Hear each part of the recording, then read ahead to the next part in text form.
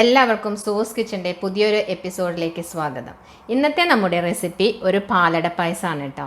പാലട പായസം എന്ന് പറയുമ്പോൾ നമ്മുടെ മനസ്സിൽ ആദ്യം തന്നെ അതിൻ്റെ ആ പാല് വെന്ത സ്മെല്ലും അതുപോലെ ആ പിങ്ക് കളറും ഒക്കെ ഓടിയെത്തും അല്ലേ. അതുപോലൊരു പായസമാണ് കേട്ടോ നമ്മൾ ഇന്ന് ഉണ്ടാക്കുന്നത്. നല്ല അടിപൊളി ടേസ്റ്റിൽ നമുക്ക് ഉണ്ടാക്കാം. വളരെ എളുപ്പത്തിൽ വലിയ ബുദ്ധിമുട്ടൊന്നും കൂടാതെ നമുക്കിങ്ങനെ ഒരു പായസം ഉണ്ടാക്കിയെടുക്കാം. ത്തിൻ്റെ റെസിപ്പിയിലേക്ക് കടക്കുന്നതിന് മുന്നേ ഞാൻ ഒന്ന് രണ്ട് കാര്യങ്ങൾ പറയാനുണ്ട് നിങ്ങളോട്. കാരണം ആദ്യത്തെ കാര്യം മെയിനായിട്ട് നമ്മളെപ്പോഴും ഈ പായസം കുക്കറിൽ പായസം ഉണ്ടാക്കുമ്പോൾ ഒരു വലിയ കുക്കർ വേണം ഉപയോഗിക്കാനായിട്ട്, അല്ലെങ്കിൽ അത് ഫുൾ പുറത്തേക്ക് തിളച്ച് തൂവി പോകുന്നത്. പിന്നെ രണ്ടാമത്തെ കാര്യം, ഇതിന് പലരും പറയുന്നത് കേട്ടിട്ടുണ്ട് കുക്കറിൽ ഉണ്ടാക്കുമ്പോൾ ഈ പിങ്കിഷ് കളറ് കിട്ടുന്നില്ല എന്ന്. അതിൻ്റെ മെയിൻ കാരണം ഇതിൻ്റെ കൺസിസ്റ്റൻസി നിങ്ങൾ കറക്റ്റായിട്ട് ഫോളോ ചെയ്യാത്തതാണ്. ഇപ്പം ഞാൻ പറഞ്ഞിട്ടുള്ള ഒരു പാക്കറ്റ് അടയ്ക്ക്, അതായത് 200 ഗ്രാം അടയ്ക്ക് 2 ലിറ്റർ പാലും 3/4 കപ്പ് പഞ്ചസാര, ഇതാണ് ഇതിൻ്റെ കൺസിസ്റ്റൻസി. ഇതിലൂടെ ചെയ്താൽ എന്ത് തന്നെ ആയാലും ഈ കളർ നിങ്ങൾക്ക് കിട്ടും. പിന്നെ ഞാൻ ഈ മിനി റെസിപ്പിയിൽ പറയുന്ന കാര്യങ്ങളെല്ലാം ഫോളോ ചെയ്യുക. അപ്പോൾ കറക്റ്റായിട്ട് ഇതുപോലൊരു പായസം നിങ്ങൾക്ക് ഉണ്ടാക്കിയെടുക്കാം. അപ്പോൾ റെസിപ്പിയിലേക്ക് കിടക്കാം. അപ്പോൾ നമ്മുടെ ഈസി പാലട നമ്മൾ ഉണ്ടാക്കാൻ തുടങ്ങുകയാണ്. അതിനുവേണ്ടി ഞാനൊരു പാക്കറ്റ് പാലടയുടെ അട എടുത്ത് വെച്ചിട്ടുണ്ട്. അതെന്ന് പറഞ്ഞാൽ ഈ കുഞ്ഞി അട ഉണ്ടല്ലോ, ഒരു ക്രിസ്റ്റൽ ടൈപ്പ് കിടക്കുന്നത്, ആ കുഞ്ഞി അടയാണ് കേട്ടോ പാലടയുടെ അട. ഇത് 200 ഗ്രാം ഉണ്ട് ഒരു പാക്കറ്റ്. അതിലേക്ക് വേണ്ടത് 2 ലിറ്റർ മിൽക്ക്. 2 ലിറ്റർ മിൽക്ക് എടുത്ത് വെച്ചിട്ടുണ്ട്. ഇതിനകത്ത് ഞാൻ വേറെ വെള്ളമൊന്നും ചേർത്തിട്ടില്ല. 2 ലിറ്റർ മിൽക്കാണത്. പിന്നെ ഉപയോഗിക്കുന്നത് പഞ്ചസാര 3/4 കപ്പാണ് എടുത്തിട്ടുള്ളത്. 3/4 കപ്പ് എന്ന് വെച്ചാൽ ഈ കപ്പ് കൊണ്ട് 3/4 കപ്പ്. ഇതിൽ ഫുൾ ഒരു കപ്പ് എടുക്കുകയാണെങ്കിൽ നല്ല മധുരം ഉണ്ടാവും. ഇതൊരു മീഡിയം മധുരമേ ഉണ്ടാവുള്ളൂ. പായസം നമ്മൾ ഉണ്ടാക്കുന്നത് കുക്കറിലാണ്. അപ്പോൾ നിങ്ങൾ എപ്പോഴും ശ്രദ്ധിക്കണം, കുക്കർ എടുക്കുമ്പോൾ അപ്പോൾ നമ്മളുടെ കയ്യിലുള്ളതിൽ വെച്ചിട്ട് ഏറ്റവും വലിയ കുക്കർ വേണം എപ്പോഴും എടുക്കാനായിട്ട്. അത് മാത്രമാണ് ഇത് ശ്രദ്ധിക്കാൻ. പിന്നെ അതിൻ്റെ വാഷറും കറക്റ്റായിരിക്കണം. അപ്പോൾ നമുക്ക് ഈ പാൽ ആദ്യം തന്നെ ഫുൾ ഇതിലേക്ക് ഒഴിച്ചു കൊടുക്കാം.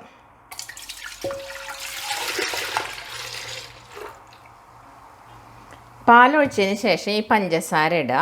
പഞ്ചസാര ഇട്ടിട്ട് ഇതൊന്ന് കുറച്ച് സമയം നമ്മൾ ഇളക്കി കൊടുക്കണം. ഈ പഞ്ചസാര ഫുള്ള് അലിഞ്ഞ് ചേർന്നതിന് ശേഷം വേണം നമുക്കിത് അടുപ്പിൽ വെക്കാനായിട്ട്. അല്ലെങ്കിൽ ഇത് പെട്ടെന്ന് അടുക്കി പിടിക്കാൻ സാധ്യതയുണ്ട്. അത് കാരണം നമ്മളൊരു 5 മിനിറ്റ് ഇതിങ്ങനെ ഇളക്കി കൊടുത്ത് ഈ പഞ്ചസാര ഫുൾ ഈ പാലിൽ അലിഞ്ഞതിന് ശേഷം നമുക്ക് തീ കത്തിക്കാം. തീ കത്തിക്കുമ്പോൾ എങ്ങനെയാണെന്ന് വെച്ചാൽ നമുക്ക് ഇതിൻ്റെ കറക്റ്റ് ടൈം എന്ന് പറഞ്ഞാൽ 45 മിനിറ്റാണ് നമ്മളിത് അടുപ്പിൽ വെക്കുന്നത്. അതിൽ ആദ്യത്തെ വിസിൽ വരയ്ക്കും നമ്മൾ ഫുൾ ഫ്ലെയിമിലിടണം തീ. അതിന് ശേഷം ഏറ്റവും സിമ്മിലേക്ക് കുറയ്ക്കുക. ഏറ്റവും സിമ്മിലേക്ക് കുറച്ചിട്ട് ഞാൻ ഈ പറഞ്ഞ ടോട്ടൽ 45 മിനിറ്റ് നമ്മൾ മൊബൈൽ അലാറം വെച്ച് ആ 45 മിനിറ്റ് ആകുമ്പോൾ ഓഫ് ചെയ്താൽ മതി. അതിനുശേഷം എത്ര സമയം വിസിലടിച്ചു എന്നുള്ളത് പ്രശ്നമില്ല. നിങ്ങൾ അത്രയും 45 മിനിറ്റ് വെച്ചാൽ മതി. ചെറിയ സിമ്മിൽ കിടന്ന് അത് പിന്നീട് ഒരു 3-4 തവണ വിസിലടിക്കും. അത്രയും മതി. അത് കഴിഞ്ഞിട്ട് ഓഫ് ചെയ്ത് വെക്കാം. അത് കഴിഞ്ഞ് ഫുൾ പ്രഷർ പോയതിന് ശേഷമാണ് നമ്മൾ പിന്നെ ഇത് ഓപ്പൺ ചെയ്യാൻ പാടുള്ളൂ. വേറെ ഒന്നും ഇതില്ലല്ലോ. അത് കഴിഞ്ഞപ്പോഴേക്കും നമുക്ക് അട വേവിച്ചെടുക്കാം. അത് ഞാനിപ്പം കാണിക്കാം എങ്ങനെയാണെന്ന്. ഞാൻ അടുപ്പി വെച്ചിട്ട് ഫുൾ ഫ്ലെയിമിലാണ് തീ കത്തുന്നത്. ഈ സമയത്ത് നമ്മൾ വിസിലിട്ട് കൊടുക്കുന്നു. ഇനി ഒരു വിസിലടിക്കുന്നത് വരെ ഇത് ഈ ഫുൾ ഫ്ലെയിമിൽ തന്നെ ഇരിക്കണം. അത് കഴിയുമ്പോൾ നമുക്ക് സിമ്മിലേക്ക് മാറ്റാം. ഇപ്പം നമ്മളുടെ ഫസ്റ്റ് വിസിൽ ഇവിടെ വന്നിട്ടുണ്ട്. ഈ സമയത്ത് ഞാൻ ഈ തീരെ സിമ്മിലേക്ക് കുറയ്ക്കുകയാണ്. വളരെ സിമ്മിൽ വേണം ഇടാനായിട്ട്. ഇത് കഴിഞ്ഞ് നമുക്കിനി 45 മിനിറ്റ് കഴിഞ്ഞിട്ട് കുക്കർ ഓഫ് ചെയ്യാം. ഇതിനുള്ളിൽ ഇനി എത്ര വിസിൽ വന്നു ഇല്ല എന്നുള്ളതൊന്നും നിങ്ങൾ ശ്രദ്ധിക്കേണ്ട. അതിനിവിടെ ഒരു പ്രസക്തിയും ഇല്ല. അപ്പോൾ അത് കാരണം കൊണ്ട് നമുക്കിനി 45 മിനിറ്റ് കഴിയുമ്പോൾ തീ ജസ്റ്റ് ഓഫ് ചെയ്യുക. എന്നിട്ട് കുക്കർ അങ്ങനെ വെക്കുക. ഫുൾ പ്രഷർ പോയതിന് ശേഷം മാത്രം തുറന്നാൽ മതി. ഇപ്പോൾ ഇതാ നിങ്ങൾ കണ്ടല്ലോ, ഇതിൽ തീരെ പാലൊന്നും എനിക്ക് പുറത്തേക്ക് വന്നിട്ടില്ല. അത് വലിയ പ്രഷർ കുക്കർ ആയതുകൊണ്ടാണ്. നിങ്ങൾ ഒരിക്കലും ചെറിയ പ്രഷർ കുക്കറിൽ ഇത് വെക്കരുത്. എപ്പോഴും കുക്കറിൽ ഉണ്ടാക്കുന്ന പായസം ഉണ്ടാക്കുമ്പോൾ നമ്മൾ ഏറ്റവും ശ്രദ്ധിക്കേണ്ട ഒരു കാര്യം, പ്രഷർ കുക്കർ എപ്പോഴും വലുതായിരിക്കണം. ഓക്കെ. അപ്പോൾ നമ്മളെ കുക്കറിൽ പാല് വെന്തുകൊണ്ടിരിക്കുന്നുണ്ട്. അപ്പോഴേക്കും നമുക്ക് ഈ പാലടയുടെ അട നമുക്ക് വേവിക്കാം. അതിന് വേണ്ടി ഞാനിവിടെ വെള്ളം വെച്ചിട്ടുണ്ട് അടുപ്പത്ത്. ഈ വെള്ളം തിളച്ചുകൊണ്ടിരിക്കുമ്പോൾ നമ്മൾ നല്ലതായിട്ട് കഴുകി വൃത്തിയാക്കിയ അട ഇതിലേക്ക് ഇട്ട് കൊടുക്കുകയാണ്. ഇതിനങ്ങനെ പ്രത്യേകിച്ച് കണക്കൊന്നുമില്ല വെള്ളത്തിന്. കാരണം നമുക്കിത് ഊറ്റിക്കളയാനുള്ളതാണ്. വെള്ളം നമ്മളിപ്പോൾ ചോറൊക്കെ വെക്കില്ലേ, അതേപോലെ തന്നെ നമ്മളൊന്ന് കുറച്ച് നേരം കഴിയുമ്പോൾ ഒന്ന് നോക്കുക ഇത് അട വെന്തോ എന്നുള്ളത്. അത്രേ ഇതിൽ ചെയ്യാനുള്ളൂ. എന്നിട്ട് അത് ഊറ്റിക്കളയുക വെള്ളം. എന്നിട്ട് ഇതിന് നല്ല ഒരു ഒട്ടൽ പോലെ ഉണ്ടെങ്കിൽ പച്ചവെള്ളത്തിൽ വീണ്ടും ഒന്ന് കഴുകിയെടുക്കണം.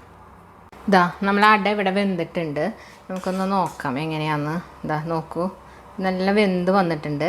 ഇനി ഞാനിതൊരു സ്റ്റെയിനറിലേക്ക് ഒഴിച്ച്, അപ്പോൾ ഇതിന് തരം ഒട്ടൽ പോലെ ഉണ്ടാവുമേ, അപ്പോൾ അത് പച്ചവെള്ളത്തിൽ നന്നായിട്ട് കഴുകിയെടുക്കുക.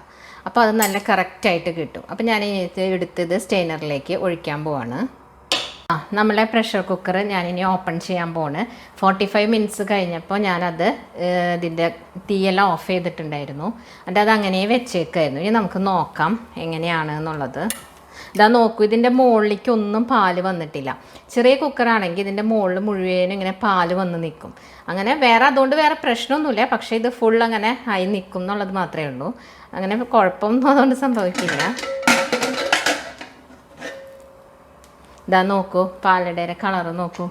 നമ്മളങ്ങനെ ചെയ്തപ്പോൾ ഈ കുക്കറിൽ 45 മിനിറ്റ്സ് കഴിഞ്ഞ് ഞാനിപ്പോൾ ഓപ്പൺ ചെയ്തതാണിത്. ഇനി ഞാനിത് ഉരുളിയിലേക്ക് ഒഴിക്കാം. ഞാൻ ആ പാലൊഴിക്കാൻ വേണ്ടി ഒരു ഉരുളി ഇവിടെ അടുപ്പത്ത് വെച്ചിട്ടുണ്ട്. ഞാനിപ്പം ചെയ്യാൻ പോകുന്നത് പാലിതിലേക്ക് ഒഴിച്ച് പാലൊന്ന് തിളച്ച് വരുമ്പോൾ നമ്മൾ വേവിച്ച് വെച്ച് അടയിടാൻ പോവുകയാണ്. നേരെ മറിച്ച് ഇനിയിപ്പോൾ ചിലർക്ക് ഇതിൽ ബട്ടറോ നെയ്യോ ചേർക്കണം എന്ന് ആഗ്രഹമുള്ളവരാണെങ്കിൽ, അതിൻ്റെ ടേസ്റ്റ് ഇഷ്ടപ്പെടുന്നവരാണെങ്കിൽ ഈ സമയത്ത് നമ്മൾ ഉരുളിയിലേക്ക് വെള്ളം വറ്റി കഴിയുമ്പോൾ ഉരുളിയിലേക്ക് 1 സ്പൂൺ ബട്ടർ ഇട്ട് കൊടുക്കാം. എന്നിട്ട് നമ്മൾ വേവിച്ച് വെച്ച അടയുണ്ടല്ലോ, അത് അതിലിട്ടിട്ട് ഒരു 2 മിനിറ്റ് ഇളക്കി കൊടുക്കുക. ഒന്ന് റോസ്റ്റ് ചെയ്യുന്ന പോലെ ജസ്റ്റ് ഒന്ന് 2 മിനിറ്റ് ഇളക്കി കഴിഞ്ഞിട്ട് ഈ പാലൊഴിക്കാം. അപ്പോൾ അത് ഓക്കെ ആവും. ഞാനിപ്പോൾ അങ്ങനെയല്ല ചെയ്യുന്നത്. ഞാൻ ഡയറക്റ്റ് ഇതിലേക്ക് ഇപ്പോൾ പാലൊഴിക്കുകയാണ്. ഇതിൽ ഒട്ടും തന്നെ ബട്ടറോ നെയ്യോ ഒന്നും തന്നെ ചേർക്കുന്നില്ല. അതൊരു ട്രഡീഷണൽ രീതിയിൽ തന്നെയാണ് ഇപ്പം ഞാനിത് ഇവിടെ ചെയ്തെടുക്കുന്നത്.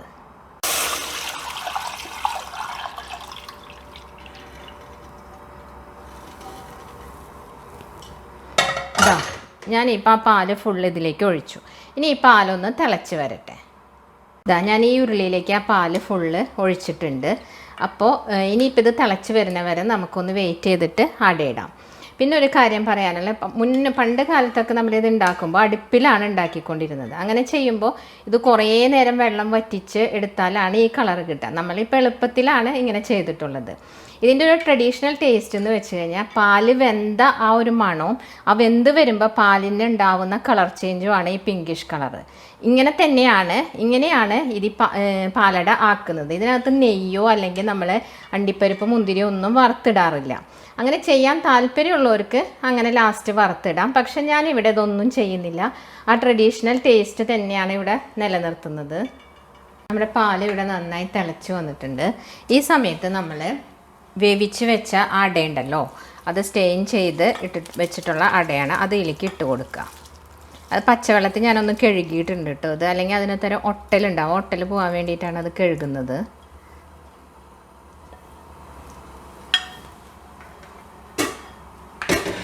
ഇനി നമുക്കിത് വീണ്ടും ഒരു 10 മിനിറ്റും കൂടി നന്നായി ഇളക്കി ഇത് നന്നായിട്ട് യോജിക്കണം. ഈ അട പാലിനായിട്ട് യോജിക്കാൻ വേണ്ടി നമുക്ക് ഫുൾ ഫ്ലെയിമിൽ തന്നെ വെക്കാം.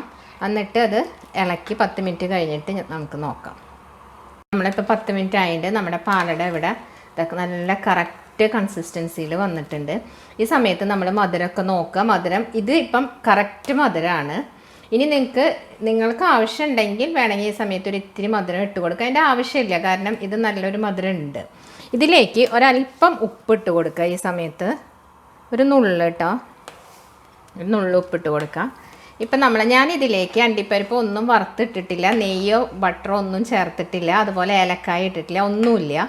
ഇവിടെ ഇപ്പം പാല് വെന്തതിൻ്റെ മണം ഇങ്ങനെ തിങ്ങി നിൽക്കുന്നുണ്ട് കേട്ടോ. അപ്പോൾ നമ്മളുടെ മനസ്സിൽ പാലട എന്ന് പറയുന്ന ഒരു പാലടയുടെ കളറും അതുപോലെ ആ ഒരു ടേസ്റ്റും ഇതിന് വന്നിട്ടുണ്ടെന്ന് ഞാൻ വിചാരിക്കുന്നു. അപ്പോൾ നിങ്ങൾക്ക് എൻ്റെ വീഡിയോ ഇഷ്ടപ്പെട്ടിട്ടുണ്ടെങ്കിൽ ഒന്ന് ലൈക്ക് ചെയ്യണം. അതുപോലെ നിങ്ങളുടെ അഭിപ്രായങ്ങൾ കമൻറ്റ് ബോക്സിൽ എഴുതണം. അടുത്ത വീഡിയോയുമായി കാണുന്നവരേക്കും ബൈ.